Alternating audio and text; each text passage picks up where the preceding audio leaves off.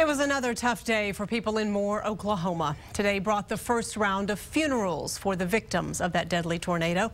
Jim Spencer is live again this afternoon in Moore, day 3 now after this tragedy. And Jim, these folks still have such a long road ahead. Yeah, and there are still so many sad scenes here today, like the wreckage of this strip mall behind me, now completely gone. But there were also some happy scenes today, too. You remember last night you met my little nephew's teacher who pulled his certificate for good penmanship out of the rubble. Well, today she got to give it to him.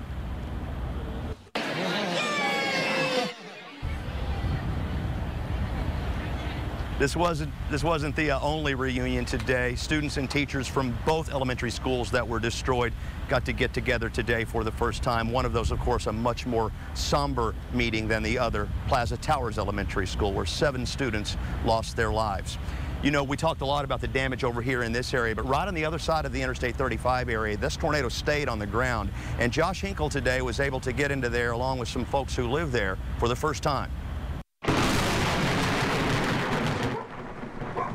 I'm going to bark and make lots of noise. This is one of the few homes still standing on Broadway. Yeah, can you see past the pile of debris? This is one of the few families back after the storm. You're just happy your mama and daddy are home, aren't you? Heather Kirchen was here just before it hit. Her husband, thankfully, was out. Threw the dog in the car and we took off. I knew it was heading right for where we live. A path of destruction 17 miles long and more than a mile wide. Nearly everything in this neighborhood gone. So terrible, even after returning, Heather hasn't seen the damage. I purposely have not looked real closely, I think, just because it hits you. I'm sorry, I'm thinking about the people that probably were lost, but the fact that there's any walls standing anywhere through there just blows me away. I mean, we have 2 close friends that were on 8th Street and literally watched it rip the roof off, and they were holding a cat that was clawing and biting and let go, and they watched their cat be sucked up into the vortex. No electricity, no water. No neighbors. The Kirchens still plan to stay the night in the place they almost lost. We've been here so long, we've raised half the kids in our neighborhood. You know, it's only 10 blocks long and 1 block wide, so absolutely we want to stay. You know, you pray and you thank God that your family is still here, and you put your head down and you do what needs to be done. Not a lot of people left sifting through the rubble here in these neighborhoods today. We had storms throughout the day in the Oklahoma City area, and it made recovery even more difficult. In Moore, Josh Hinkle, KXAN News.